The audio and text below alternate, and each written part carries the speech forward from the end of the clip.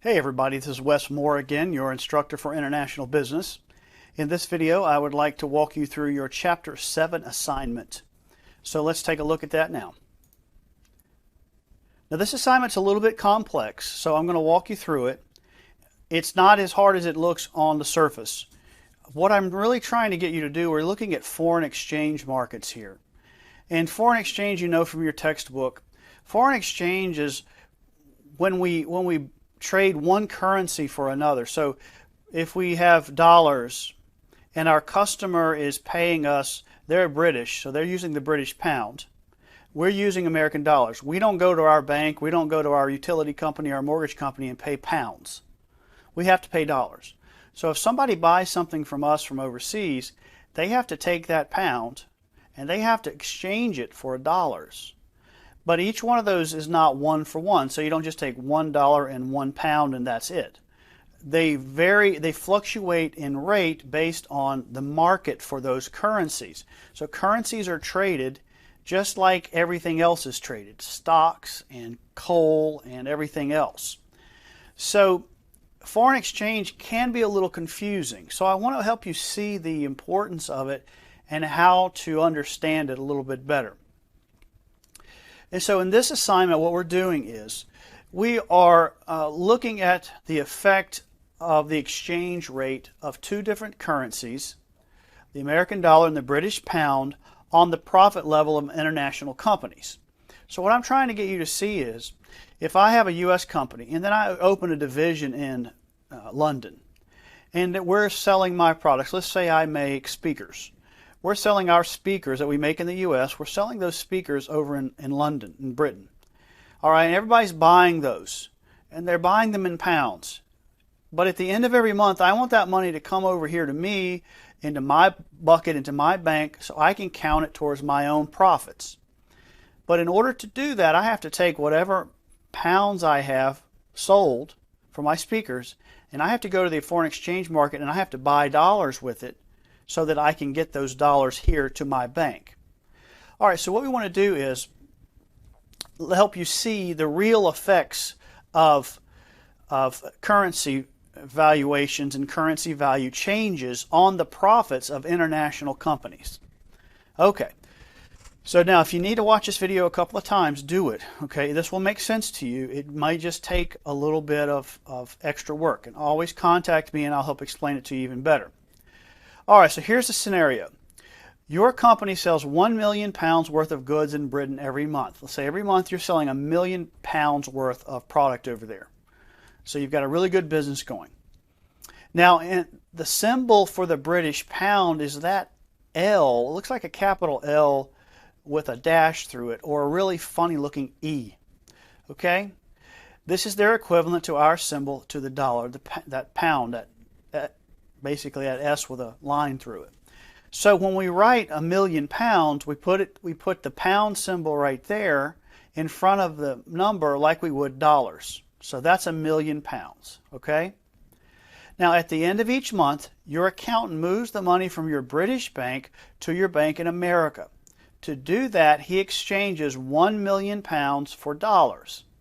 Because of changes in the exchange rate, however, each month the amount of dollars you receive changes, right? That exchange rate is how much each country's currency is worth in the other country's currency. So it can get a little confusing. All right, so I'm encouraging you here to watch my video and don't try to do the assignment without watching the video, but invariably somebody won't do that. Imagine that. All right, so here's what you're going to do. Two things in this assignment. The first thing you're going to do is you're going to fill in some values in a table. And I am going to go to the website where we're going to look at the information that you get for that table. After that, you're going to answer some questions based on what you find for your table. So let's walk through these one at a time. First, let's look at the table that we're going to be using. I have here a picture of that table in D2L, but I have also provided for you a Word file right here at the top that you can download and open, and you can see this file yourself and this table yourself. Let me pull this up for you real quick here. This is the actual Word document. All right, and it's got, this is from one of our previous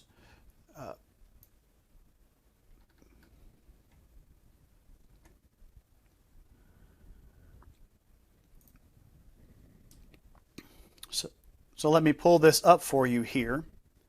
We have here the actual chart or table you're supposed to fill in. You're going to be filling in column 3, 4, and 5. And we're going to talk about all this, where you get all this information in a moment. But here is your example. I'll also put that in there so you can kind of see that. So when you're doing this assignment, you can take this file here that I've given you. You can save it as your submission, and then just answer the questions below it. Just delete all the stuff around it that doesn't need to be there. Maybe delete this one because it's not going to be relevant. But you can just use this document and save it and answer the questions and put your name at the top and so on. Or you can do this. I'll show you what you can do. If you've got Microsoft Word you're using, when you click in this, you get this little plus box here. Get over that and right click and hit copy. And then if I go File and go to a blank document, and I go right click and paste, there it is. So like you can put your name, and then you can say Chapter 7 assignment, and then you can go right click and paste, and boom, you just start filling in information. See how that works? So that's there for you to use any way you want to use it. So let's go ahead and get out of this, and sorry, got a couple of things up here. And let's go back and let's look at our assignment now. All right, so what do I want you to do?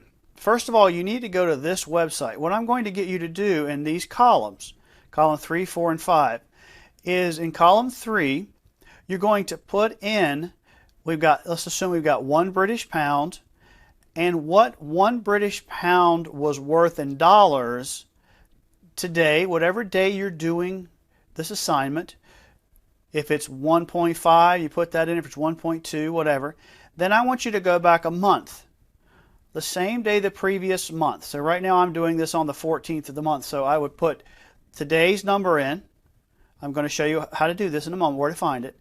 And then I would go back to the 14th of the prior month and see what it was worth. And then 3 months ago, and then a year ago. All right? I'm going to fill that in. So let me show you how to do that. You're going to go to that website, that link right there, and I've got that up over here. So let's look at that. This is a currency converter for the UK, for United Kingdom. That's Britain. So here we can see they've got dates, actual calendar dates. 1 British pound equals how many dollars? You see how that works?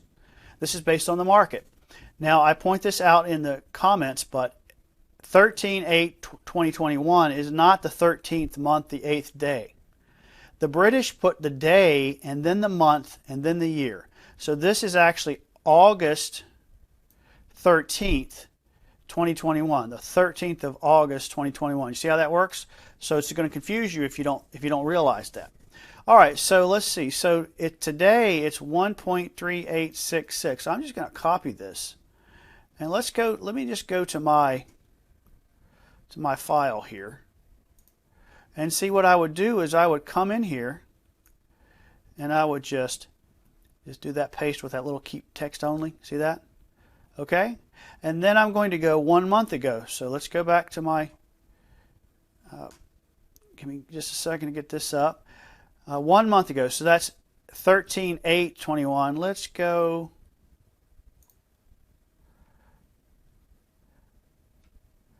Let's go to 13/7/21. See that? That's July 13th. 1.8. Let's copy that. Let's go back to our document. Let's put that in.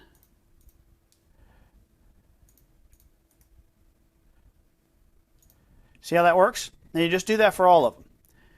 Let me pull this down so we can look. Okay. Let's go back to our instructions.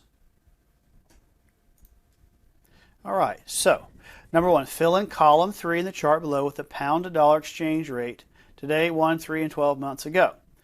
and blah, blah, blah. I've already just told you that, and I told you about the dates. So that's right there. That's all you do for that. Okay? That's number one. Number two, calculate the value of £1,000,000 in dollars for each time frame. This data will go in column 4. To do this, multiply column 3 by 1,000,000. So let's pull up our little chart here. Okay. So if I've got today at £1, and remember I've got £1,000,000, and each is worth $1.3866, then how many million is that? That's 1, and you can do a calculator, but I can show you how to do this easily. 386, 600.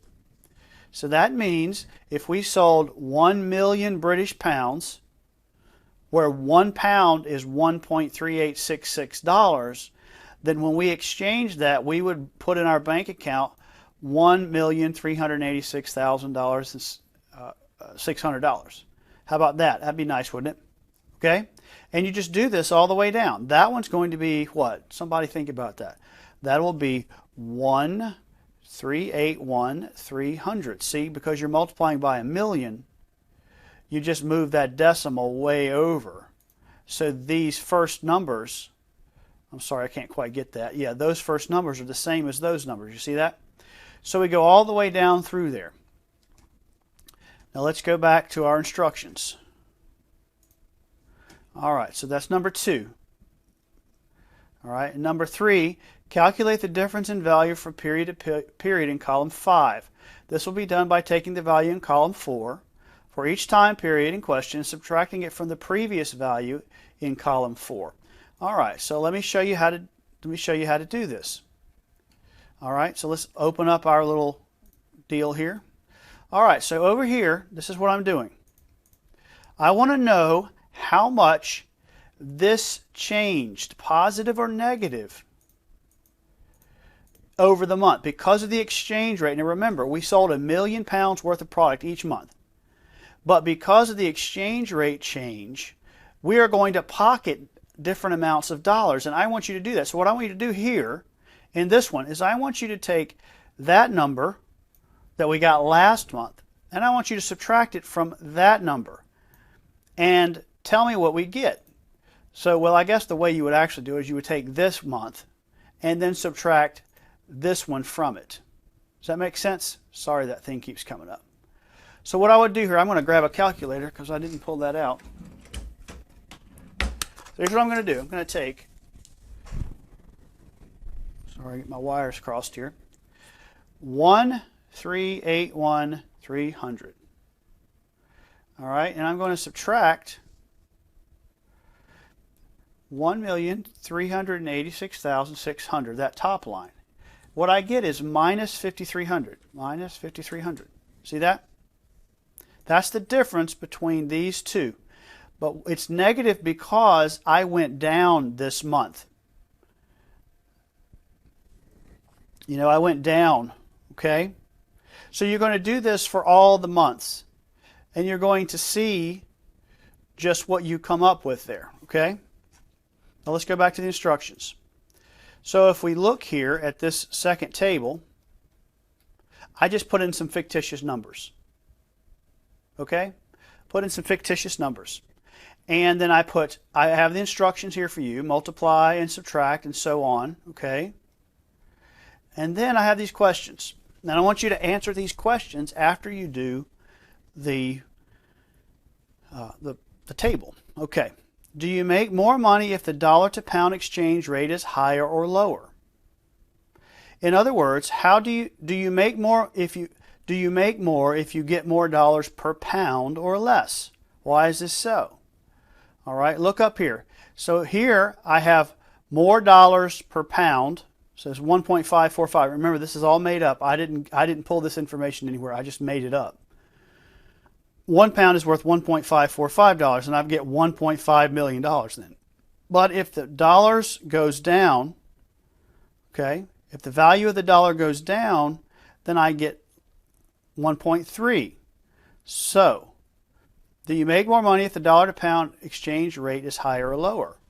The dollar to pound, higher or lower? That's higher, that's lower. Well, what do you think? It's pretty clear that if it's up here, you make more money, right? So I'm just going to give you the answer, I guess, sorry. It's higher. If it's higher, you get more money. And then you need to explain why. Number 2, what is the highest to lowest swing in your column 4 values? So what I'm trying to get you to do here, let's look at this, what else I say. In other words, determine the difference between your highest and lowest dollar value in column 4. In the example table, this will be $334,000. So we look at column 4. We say my highest is here. What is my lowest? My lowest is here. So I take this number and I subtract that number. And that gives me my swing. My swing is $334,000 between those highest and lowest, all because of exchange rate. Now that won't be your number, but this is just a fictitious number that I've made up. So I want you to do that calculation. All right, take your answer for number 2, what you just did here, this number. Divide it by your highest value in column 4 to determine a percentage and report that percentage. In the example table, this would be $334,000 divided by 1.545 thousand, or 21.6%. So see what I'm saying? I'm saying take the highest and the lowest and subtract them. And then take that number and divide it by the highest. And what you're going to get is the percentage of the swing. So what this means is the money you take back from overseas, simply because of the exchange rate, will vary X percent. I want you to see that, and I want you to really think about if that's significant or not. And then number 4, your answer to number 3 is the swing in percentages you can have in the money you receive from your sales in Britain. In the example table, this means you can have a 21.6% swing in the money you get from your sales in Britain just because of the exchange rate. And I've already said that. Here's the question. Based on your answer to number 3 above, that percentage, do you think keeping an eye on exchange rates is important to companies doing business overseas? Why or why not? In other words, if you start a business and you're doing business in Britain and you're not paying any attention to the exchange rate, is that going to be a problem for you? Could that really impact how much money you make? Why or why not? And then secondly, remember there are 2 parts to the question here. What could happen to your business if you did not address changes in exchange rates? So for example, if it went say it went from this 1.545 to 1.211 in 30 days, that means you're bringing home a lot less money. Doesn't that mean you should be increasing your British prices to make up for the change in the exchange rate? And what would happen if you didn't? So I want you to think about that. All right, so grading.